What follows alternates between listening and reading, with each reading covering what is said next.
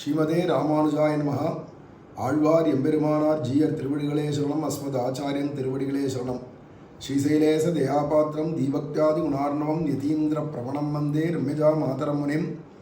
ஸ்ரீமத் கிருஷ்ண சமாஹ்வாய நமோ யாமுன சூனவே யத்கடாட்சைக்க லக்ஷானாம் சுலப ஸ்ரீதர சதா. மன்னுயிர்கள் இங்கே மணவாள மாமுனிவன் பொன்னடியாம் செங்கமலப் போதுகளை உன்னிச் சிரத்தாலே தீண்டில் அமானவனம் நம்மை கரத்தாலே தீண்டல் கடன். அஸ்மத் ஆச்சாரியன் திருவடிகளே சரணம். சுவாமி பெரியாழ்வார் திருமொழியில் 4ஆம் பத்தில் 6ஆம் திருமொழியில் 3வது பாசுரம். அதில் எம்பிரான் திருநாமமே நச்சுவின் அப்படிங்கிற இடத்துக்கு இப்போ வியாக்கியானம் பண்ணார். இந்த பாசுரம் உச்சியில் எண்ணெயும் சுட்டியும் வளையும் முகந்து எச்சம் புலிந்தீர்கள் என் செய்வான் பிறர் வேறிட்டீர் பிச்சை புக்காகிலும் எம்பிராம் திருநாமமே நச்சுவின் நாரணம் தம் அன்னை நரகம் புகாள் அப்படிங்கிற பாசுரம் இது.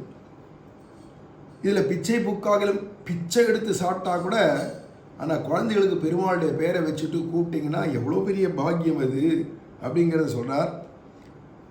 இதுக்கு சுவாமி மணவாள மாமுனிகளுடைய வியாக்கியானம், எனக்கு சுவாமியானவனுடைய திருநாமத்தையே விருப்பத்தோடே சாத்தி அழை எங்கோள். நீங்கள் உங்களுக்கு சுவாமியாக பெருமாளை வச்சு காட்டா கூட என்னை போல இருக்கிறவாள்லாம் எங்களுக்கெல்லாம் எவ்வளோ சொந்தம் கொண்டாடிட்டு இருக்கோம்.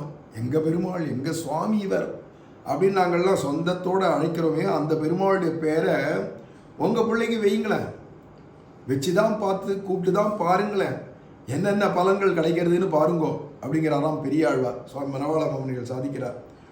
இந்த இடத்துக்கு ஒரு ஐதீகத்தை சொல்கிறார். இதில் என்ன ஐதீகம்னா, சுவாமி நாலூர் ஆச்சான் பிள்ளை திருவாய்மொழி பிள்ளைக்கு சொன்ன ஐதீகம். அதை திருவாய்மொழி பிள்ளை மணவாள மாமுனிகளுக்கு சொல்லியிருக்காரு. இப்போ அந்த மணவாள மாமுனிகள் அதை இந்த இடத்துல பதிவிடுறார். அந்த ஐதீகம் என்னன்னா, ஒரு பிராமணன் தன் பிள்ளையை பேரிடுகிற சமயத்திலே ஐஸ்வர்யம் தரவல்லான் ஒருவன் பேரிட வேணும் என்ன, வைஷ்ணவனன் பேரை இடு என்ற வளவிலே ஐலிபிலி என்று இட்டு அழைத்து ஜீவிப்பதில் நாராயணன் என்ற திருநாமத்தை சாத்தி பிக்ஷை புக்கு ஜீவிக்க அமையும் என்றான் என்று ஆச்சான் பிள்ளை அருளி செய்ததாக பிள்ளை அருளி செய்வர் அப்படின்னு இங்கே ஐதீகம். ஒரு பிராமணன் அவனுக்கு குழந்தை பிறந்தது, 11ஆவது நாள் புண்ணியாவச்சனம் அன்னைக்கு திருநாம பேர் வைக்கணும் இல்லையா, நாமகரணம் பேர் வைக்கிறதுக்கு வந்திருக்கிற புரோகிதரான பிராமணரை பார்த்து கேட்குறான். இந்த வாத்தியார் ஆத்து வாத்தியார் வந்திருப்பார், அவரை பார்த்து கேட்குறான், சுவாமிகளே என் பிள்ளைக்கு ஒரு பேர் வைக்கணும், இப்போ சொல்லு என்ன பேரோ சொல்லு அப்படிங்கிறார். இல்லை நீங்களே பேரை வைக்கணும், ஆனால் அந்த பேர் எப்படி இருக்கணும்னா செல்வம் கொழிக்கிற பேராக இருக்கணும். நான் கூப்பிட செல்வம் கொழிக்கணும் வீட்டில். அதை மாதிரி ஒரு என் பையனுக்கு ஒரு பேரை சூட்டுங்கோ அப்படின்னோடனே, அப்படியானா வைஷ்ணவனனுடைய பேரை வை அப்படின்னுட்டார். வைஷ்ணவனன் அப்படின்றது குபேரனுடைய பேர். செல்வத்துக்கெல்லாம் நவநிதியும் வச்சுட்டு இருக்கான், அதிபதியாக இருக்கிறதுனால தனவானாவும் இருக்கான் தனதன்னாவும் இருக்கான். அவன் பேரை வச்சா சொல்ல சொல்ல சொல்ல நம்ம வீட்டில் செல்வம் உங்கள் வீட்டில் கொழிக்கும். அதில் வைஷ்ணவனன் ஆகிய அவனுடைய பேரை வை, குபேரன் பேர். குபேரனுக்கு வைஷ்ணவனன் எதனால பேர் அப்படின்னா, விஸ்ரவசுன்ற முனிவருக்கு 2 மனைவி உண்டு. அதில் மூத்த மனைவிக்கு பேர் இளபிளா அப்படின்னு பேர். 2வது மனைவி ஒரு ராட்சசி ஆசைப்பட்டு கல்யாணம் பண்ணிட்டா, அவளுக்கு கைகசின்னு பேர். கைகேயி இல்லை, கைகசி. அந்த கைகசிங்கிறதான 2வது மனைவி ராட்சசியா இருக்காளே, அவளுக்கு பிறந்த பிள்ளைகள் தான் ராவண, கும்பகர்ண, விபீஷ்ணன், சூர்பனகா. இவன் 4 பேரும். ராவணன் அவனுக்கு பேர் மூத்தவனுக்கு இல்லையா. இங்கே விஸ்ரவசுடைய பிள்ளையா இருக்கிற இவனுக்கு வைஸ்ரவணன் அப்படின்னு பேர். மூத்த பிள்ளை இளபிளாவுக்கு பிள்ளையாக பிறந்தான் குபேரன். அதனால் ஒரே அப்பனுக்கு பிறந்ததான பிள்ளைகள் தான் குபேரன், ராவணன், கும்பகர்ணன்லாம். ஆனால் அண்ணன் தம்பிகளுக்குள்ள சொத்துனால அடிச்சுக்கிறான், ஒருத்தர் அடிச்சுட்டான்.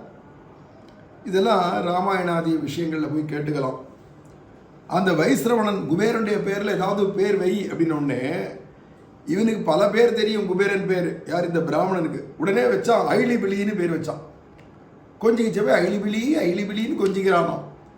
ஐலிபிலின்னா என்ன அர்த்தம்னா, இளபிளாவுடைய புள்ளன்னு அர்த்தம் ஐலிபிலின்னு. இது குபேரனுக்கு அது ஒரு பேர்.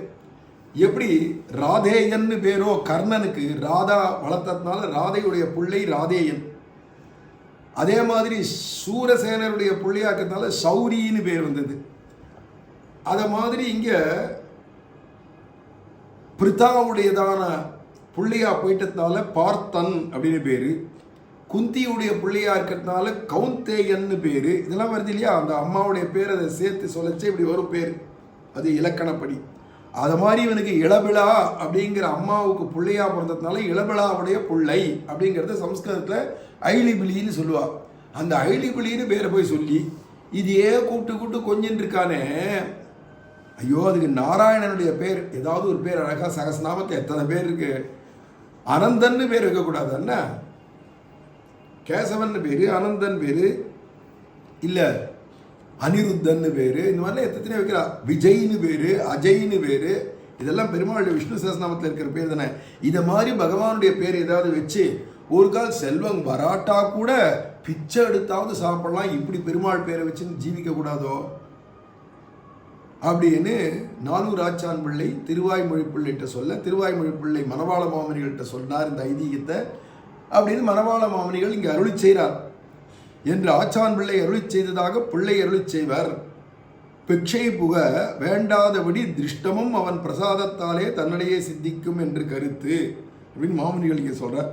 நீ பிச்சை எடுக்க வேண்டிய அவசியம் ஏண்டாப்பா வரப்போகிறது, உன் பிள்ளைக்கு பெருமாளுடைய பேரை வச்சுட்டு அப்புறம் நீ எதுக்கு பிச்சை எடுக்கிற, உனக்கு எப்பப்போ எது வேணுமோ தேடின்னு வந்து பெற்றதாயினும் ஆயின செய்யும்.